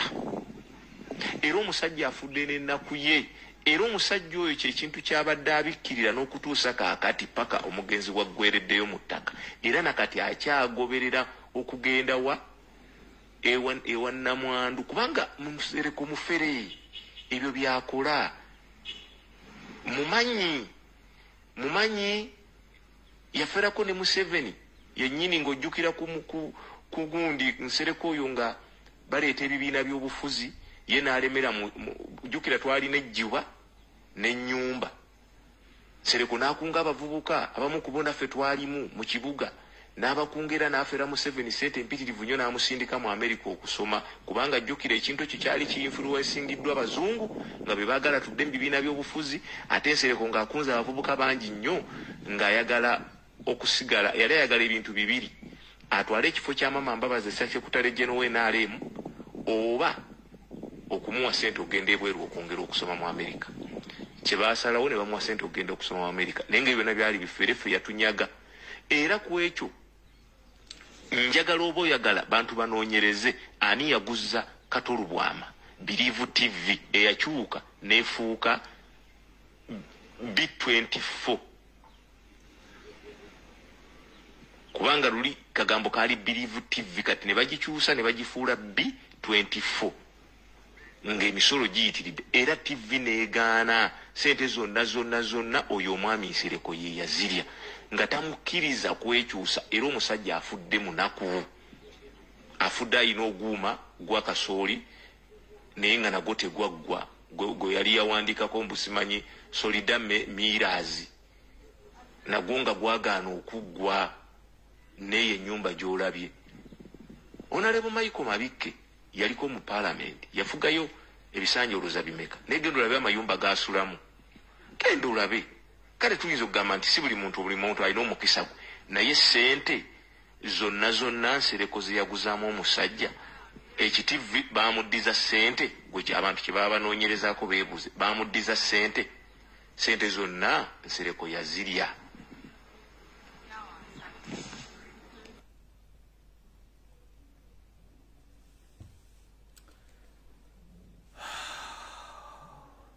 ebyo muwulidde si bigambo byange bigambo bya concerned citizen okwongerezaako baŋŋambye era omukulu y'omu era ayina omubaka omu owa National Unity Platform nga naye yamufera ayina omubaka omu kati ng'ali mu National Unity Platform yamufera ekisanja kiri ekyasooka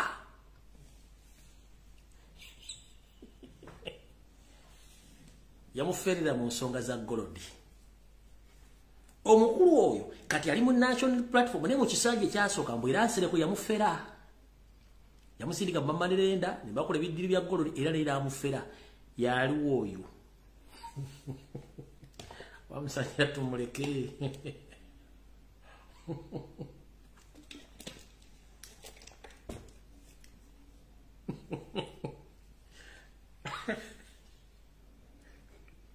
naye yemanyi omukulu oyo mu kisanja kye ekyasooka nga MP Nsereko naye yamufera era kyovula naye mu kisanja ekyasooka naye talina kye yakola wekuddukayo najja mu National Platform ne bamuwa akalulu n'ayitamu ate mu National Platform naye n'afundayo ebizibu naye bw'afunye ebizibu era nakyo simenti bana omwana Nsereko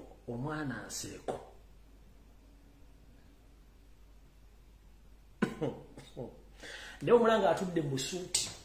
asazeko bwati n'alyoka afukuta oluzungu n'atandika okuleeta obugero bwa Wakayima ne Wango n'ogamba obwona omusajja kikumi nze nkwewuunya olaba waffeera kitaawe yakukuza wadde takuzaala n'omusibisa eruzira olaba waffeera kitaawe yakukuza n'omusibisa eruzira tewamufera zintu wamufera ssente just wamuteeka mu ddiru aberanga yalinga middleman okuyimirirawo ku nsonga z'okutunda ekizimbe wali ku gundi ku Nasalodi mwami Kyambadde n'omusibisa eruzira n'otunza omuyindi ekizimbe ekyempewo Kyambadde gwe bakwasa ssere omuza sezaffe ziruddanga gumuvuka ssere wazirya ddala bakwata Kyambadde bamuteeka eruzira mwami Kyambadde embawo wa mukyala Meria Kyambadde Nsereko yamusibisaako eruzira ebbanga ddene nga yaliwo okulisivinga sere za Nsereko ng'atunda ekizimbe ekyempewo ku Nasalodi Kyambadde yamukwala muteeka eruzira tosobola gatta Kyambadde nani na Nsereko tosobola kizibu nnyo tosobola bagatta so kati yoyo Omanyize ebintu mbigoberera mpola nezijanga mbibabuulira mubitegera bulungi nnyo kati omusajja abadde ali awo afunye political platform wiki namba yefudde busy kanakala kabata bagambye omugenzi Paul buli yabeeranga n'ennaku namukubira simanga muganda wange sinde ekizibu njala sente kati ono olw'okuzibiikiriza n'akwata yakakadde n'azimuwa kubanga time yatuuka ng'omugenzi ayagala kujja ku social media kwabe musajja ebintu byemukola kati nga zino sere zamuvujirira akakadde 5 bubi bwati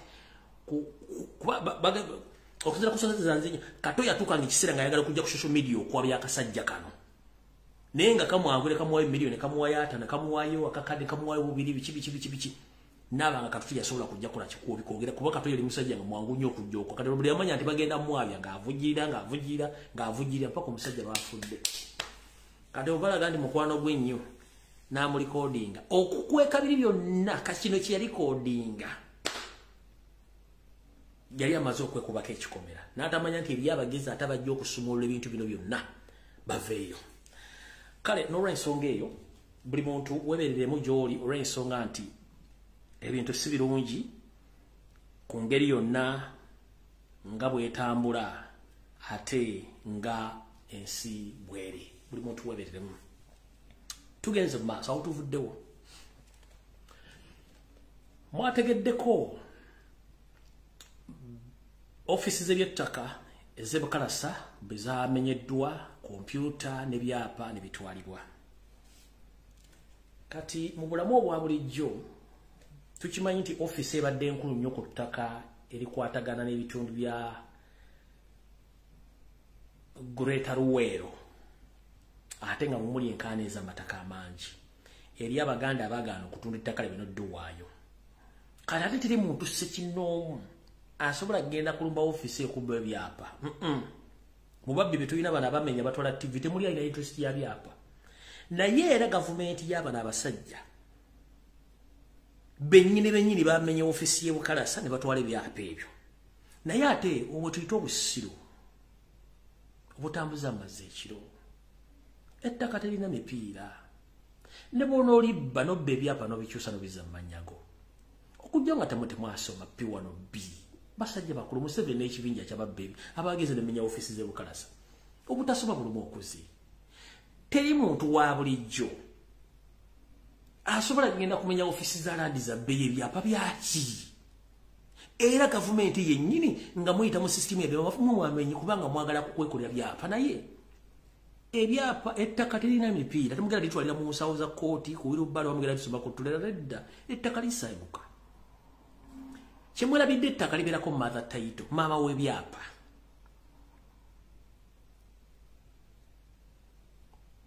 ettaka libeerako maama w'ebyapa maama w'ebyapa ebyo buli akirina alina ebbaluwa zakusayiningira ze tuyita transfer forms nakugamba nti ettaka lyange bwetiti ndikuwadde era nkuwadde obuyinza ogenda osalako ekyapa kyo kati ebyapa bimuwabbye ani abawadde transfer forms mugenda zesayiningira era mugenda kwetransferingira ettaka muliteeke ludda wa era mugenda kuwangala nalyo ebbanga ki kubanga waliwo maama w'ebyapa maama w'ekyapa wali mother title aliko ensiboko y'ettaka lyemataka gano ge mwatutte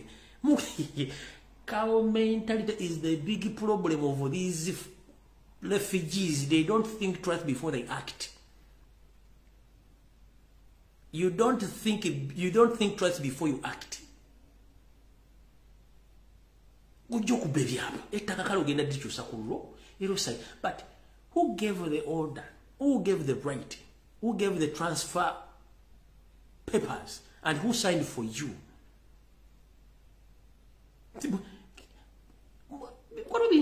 Ngogenda okubba ekyapo kibogenda kiisaawa era ogenda kikolako ki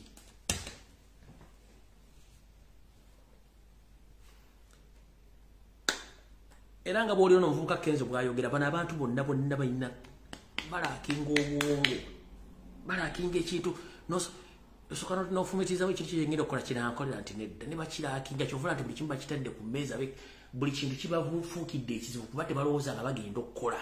basooka kukola bukozi ate ne bassaawo okussaawo propaganda blackmail ne diversions ku social media ogezaako okujja ebintu bye bakoze no si bati bakola osooka n'osirika n'omanya ekyo kyengenda okukola ki kati obbye byapogenda bitwala wa ekyapa ky'obbye kulandizi kirinako nnyini kyo alina okuwa transfer form kiriko maama waakyo ku kyasibuka maama waakyo ani amulina era ettaka lyogenda okuba ogenda ditwala bbanga ki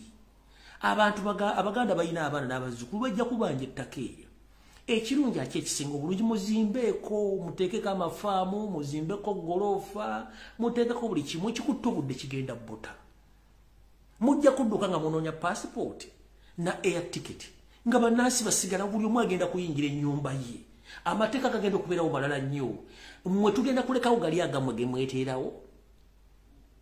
nti omuntu akyafuna buwolerezebwa ng'ali mu kkomero osooka obeereyo kutukuteekeyo nayo mu mateeka ge weeteerawo nti wali bbeero yesi nawe obeerayo nti bbeero wagamba teriiwo nagwe wabiwandiika beerayo ffe tetuwana muteekawo ate byokwekalakasa nti kwekalakasa muwe kenyini mwaga nti kumenya amateeka mubeereeyo public management order bill weri tiri kwekalakasa namwe mbeere teri kwekalakasa buli kyemukola kyonna mukikole nga mukimanyi nti essaawa yonna eyabalula esiridde si mwe muyina effujjo ate si mwe musembyeyo mu Uganda. In fact, mutulaze nnyo nti buli kimu mukirulunkanidde mweyawe ate nabagamba gye bujja katuno bana basajja bagenda kujjayo ffe bagenda kubumbulukayo mu ttaka baveeyo balage batandise okubalaga luli baali beekweka ngero bateekayo Sebaana Kizito ngali omulye mabega ne bateekayo Sekandi ngali amulye mabega ne bateekayo Specioza Kazibwe ngeno wali amulye mabega ne batadde ebidandisa nga waliwo amulye mabega babateeratera abantu naye nga talina powers kati kino kakibanyonyole bulungi. Museveni knew that every Ugandan knows that he's not a true Ugandan. What he did was to bring his own puppet in his system to pretend that he had unified all Ugandans, that he can rule the country without discriminating. That's why he used to appoint indigenous Ugandans, but they had no power. Including the vice president, the speaker, Simanyi the attorney general, Simanyi Bonanga, Chikolesanga, Yabuli Bugologosi, Ngateka Kati, on Dr. Samson Chiseka, Nenga Chiseka, Tasona Genda Kumukolo Nakoli, Chitunga, Chikolanga vice president. No.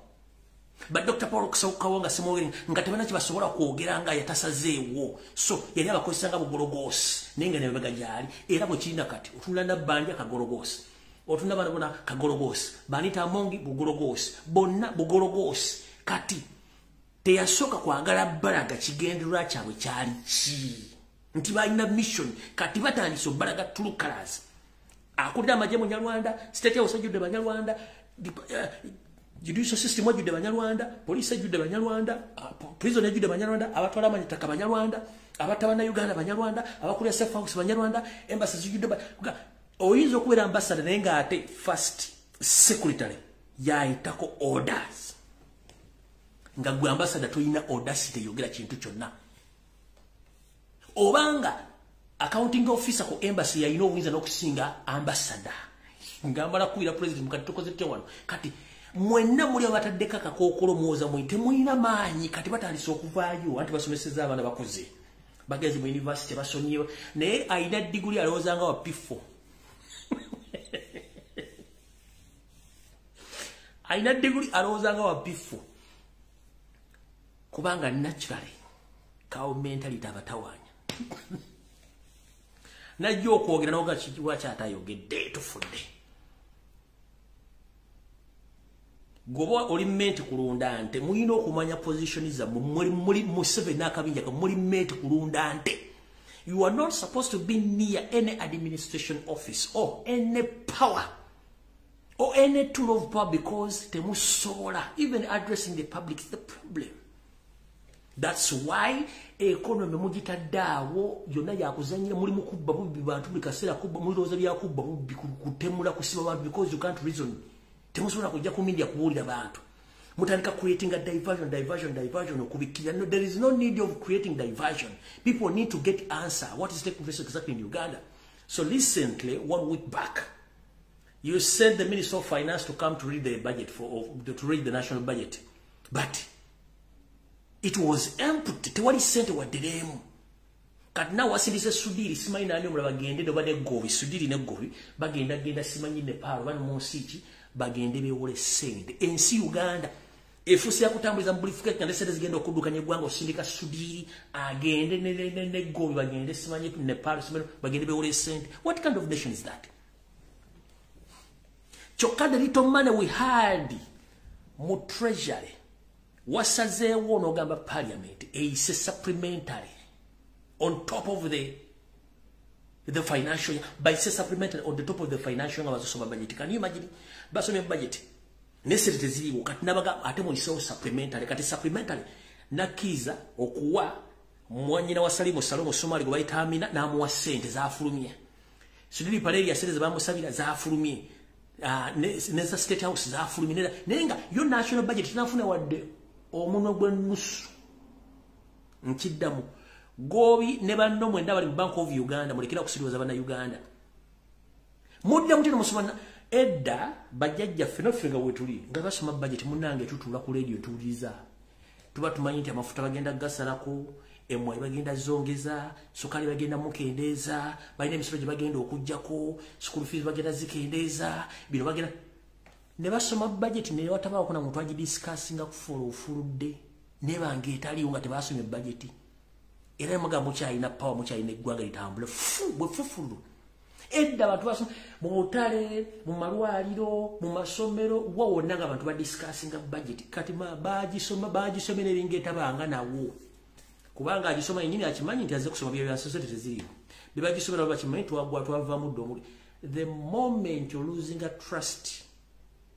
mu bannansi owogenze mwaluzinga trust kati mwejeyo mwe mutalina magezi temulina buwongo mwe mutaddeyo forehead zammwe nga kyemulina okukola kyonna kuteekawo kukanga baana mukwate munyige ensigo munyige mutulugumye mutemule kubanga that's the only solution you have. You can't reason people.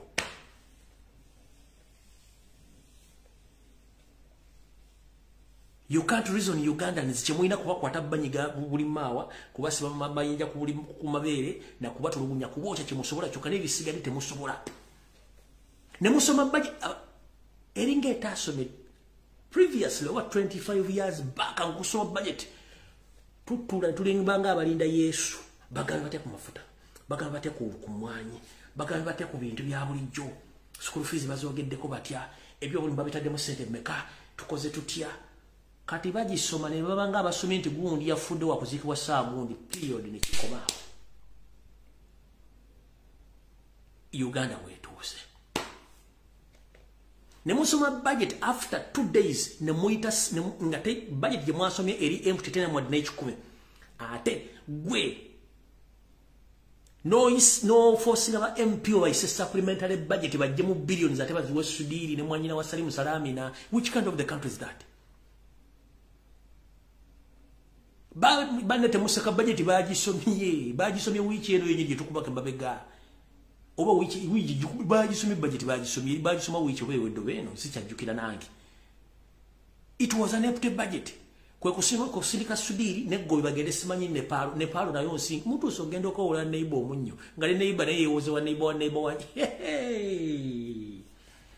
zijje zindie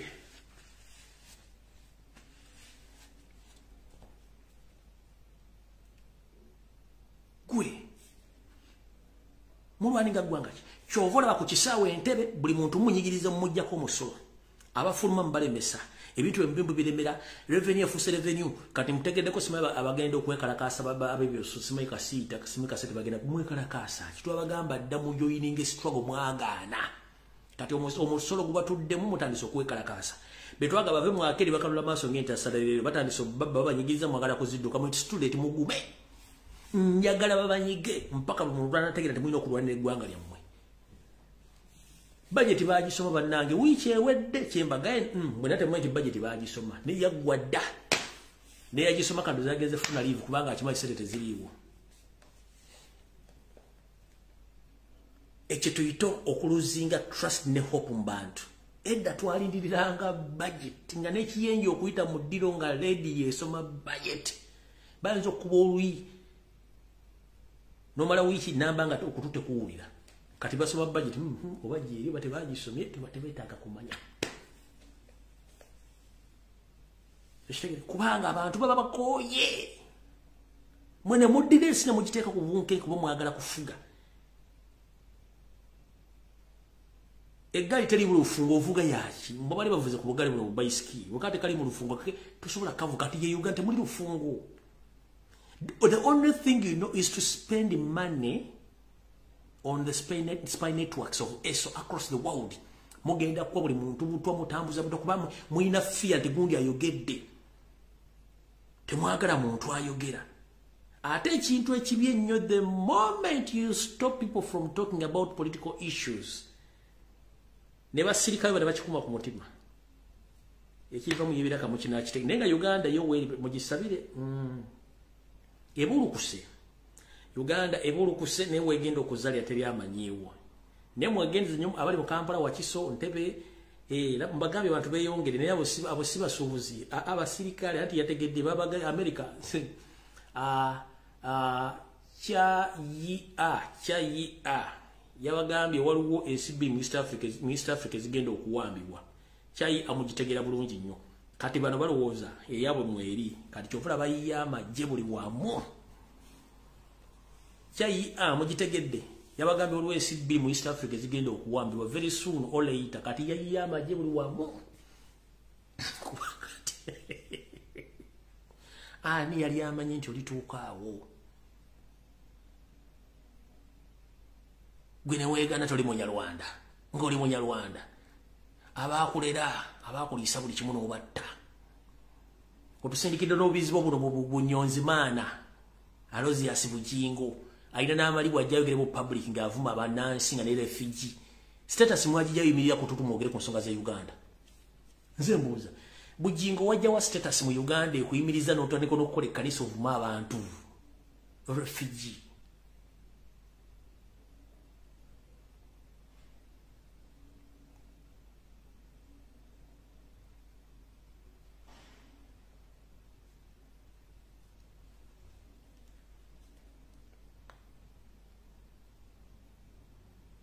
Anake